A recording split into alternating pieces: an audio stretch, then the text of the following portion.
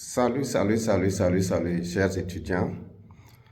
Votre humble serviteur Bako Salifou, ingénieur en transport et logistique, 15 ans d'expérience passée dans le domaine des transits douanes. Voilà, vous avez été les dernières fois nombreux à ce que je revienne sur la notion de mise en douane et la prise en charge des marchandises en douane. Une chose que j'ai collecté quelques informations et je vous ai envoyé en 2 vidéos sur ma page.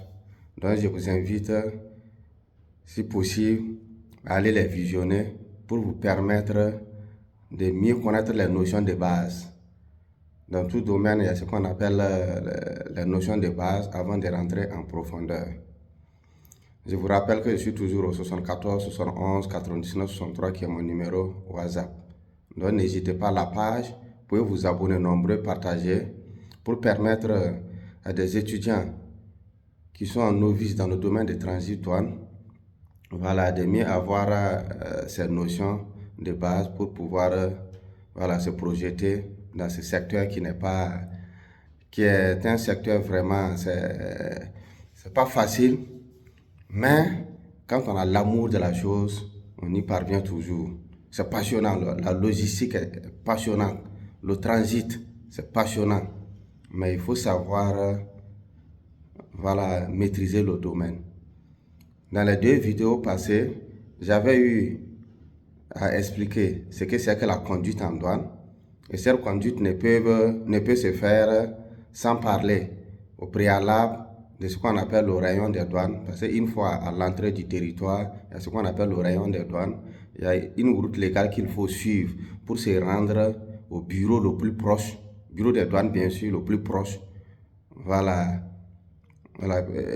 avec interdiction de s'écarter de cette route légale sans l'avis de l'administration des douanes. Voilà ce qu'on avait appelé la conduite en douane. Il faut de suivre, une fois le franchissement de la frontière, en suivant cette route légale jusqu'au bureau poste des douanes le plus proche. C'est ça qu'on appelle la conduite en douane, qu'on avait défini dans les 2 vidéos passées. Voilà, après la conduite en douane, on avait vu ce qu'on appelle la mise en douane. Voilà, dans la première vidéo. Après la mise en douane, s'ensuit la prise en charge, que j'avais fait une vidéo de 7 minutes pour permettre aux débutants de mieux comprendre ce qu'on appelle la prise en douane des marchandises par l'administration douanière. Voilà, ce sont ces 2 vidéos qui se sont suivies, voilà, pour permettre à nos étudiants, à nos jeunes frères, jeunes sœurs, débutants dans ce domaine, d'avoir des notions de base pour pouvoir se projeter dans ce domaine de transport et logistique. Voilà, après la mise en douane, la prise en charge, je viendrai dans les jours à venir avec le dédouanement proprement dit. Après le dédouanement, nous allons nous atteler sur les incoterms qui sont très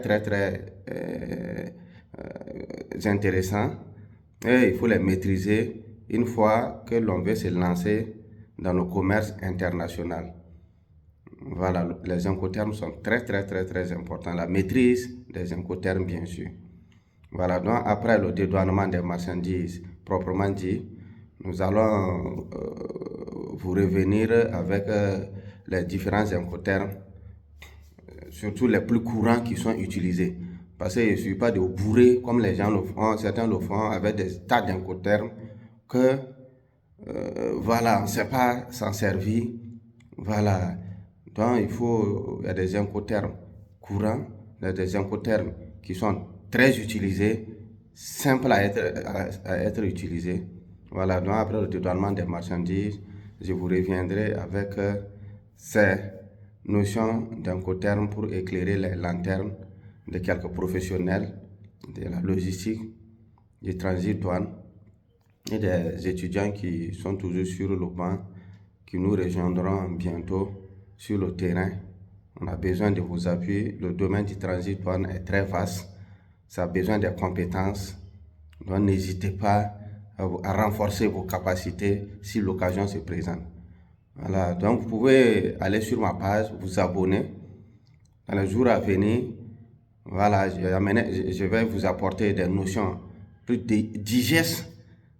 Voilà, je ne suis pas de vous charger avec des notions très difficiles où l'application est très compliquée.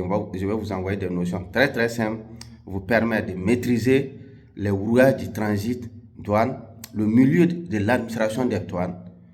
Parce que pour exercer une profession, il faut maîtriser d'abord les rouages de cette administration, l'administration douanière. Et elle n'est pas la seule d'ailleurs, il y a les collaborateurs, voilà, tous les services qui se trouvent sur cette chaîne, voilà, passant par les différentes maisons d'étrangers, la chambre de commerce, les services phytosanitaires, etc. Voilà, les documents, les autorisations spéciales d'exportation ou d'importation, voilà, concernant les différents marchandises, c'est-à-dire les documents de pré-dédouanement, de dédouanement feront l'objet dans les prochains jours à venir d'une partie spéciale pour vous permettre de plus vous outiller, voilà, pour pouvoir embrasser ce milieu qu'est le transit douane. Encore une fois de plus, merci. N'hésitez pas à vous abonner et de faire partager la vidéo pour permettre à vos jeunes frères, aux jeunes sœurs qui sont dans le domaine des transit douane d'avoir des notions très simples, digestes, voilà, et l'applicabilité n'est pas aussi compliquée. Voilà, c'était pour ça que je voulais faire ces petits posts pour vous orienter plus. Allez, à la prochaine. Prenez bien soin de vous. Bye bye.